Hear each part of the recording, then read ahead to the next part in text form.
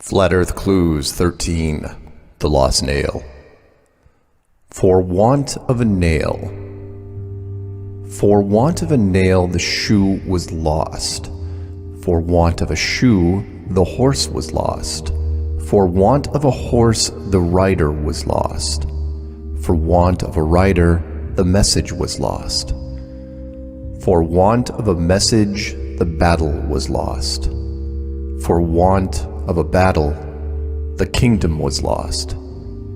And all for the want of a horseshoe nail. Every day I take part in the war against mainstream science, looking for the small cracks in the defenses, looking for the nail that could tie it all together. People sometimes ask me, what would it take to get me to renounce my belief in flat Earth?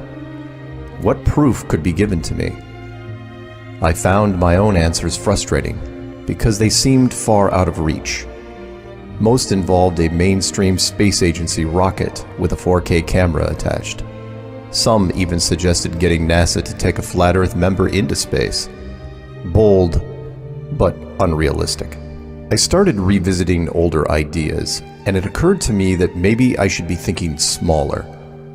I needed a test that could be done here on the ground, where just about anyone could participate, but still be tied to a space program. What I settled on was the astronaut suit. This is not to be confused with a G-force suit or G-suit. A G-suit, which fighter pilots use, is part of the plane. It's connected to various tubes and systems. The self-contained astronaut suit, objectively, is probably the most remarkable piece of engineering in the world. Let me explain. Consider what the astronaut suit, or spacesuit, does.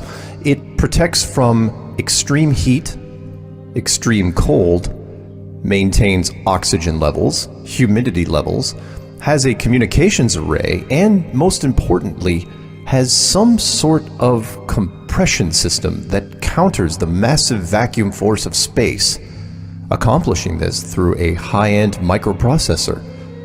Runs completely off battery power, and it has never failed.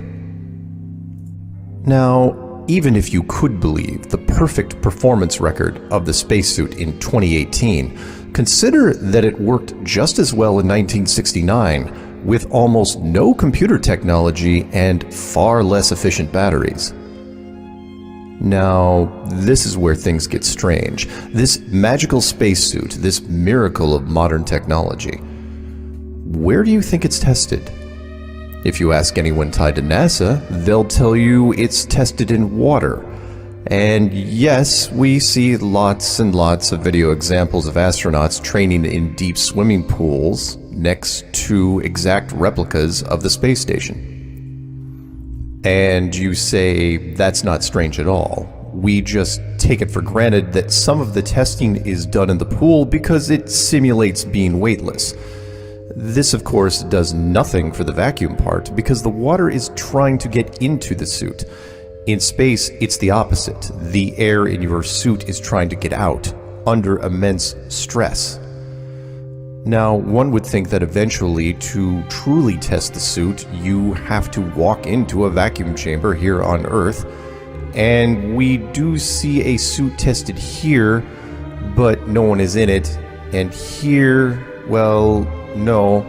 And this is a diary of an astronaut who says he was in a chamber once, but no video. Hey, wait a minute. Where are all the videos of astronauts in their miracle spacesuits having fun in the vacuum chamber?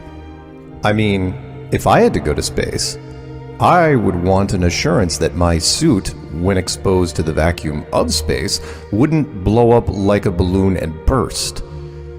You're telling me that 50 years after it was invented, the only video we have is this? 1 minute long, tethered, suspended by a harness with no independent verification?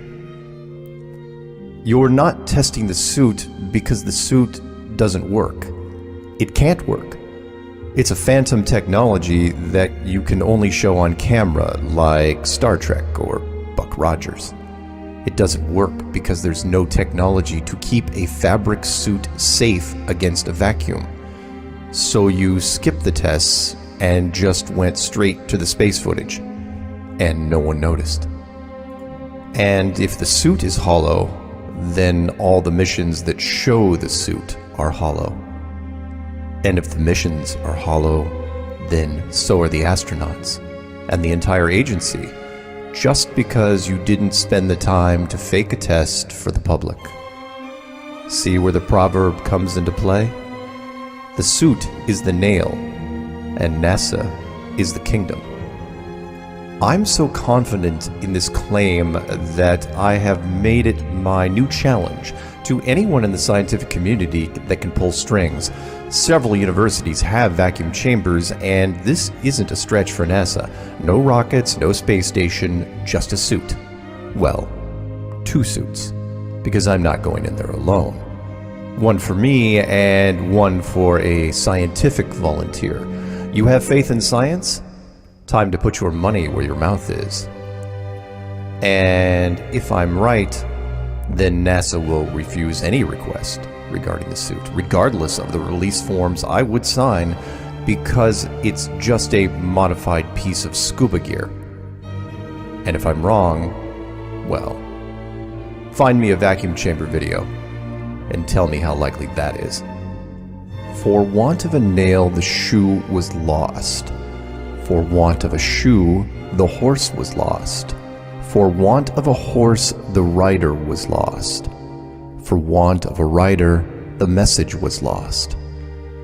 For want of a message, the battle was lost. For want of a battle, the kingdom was lost. And all for the want of a horseshoe nail.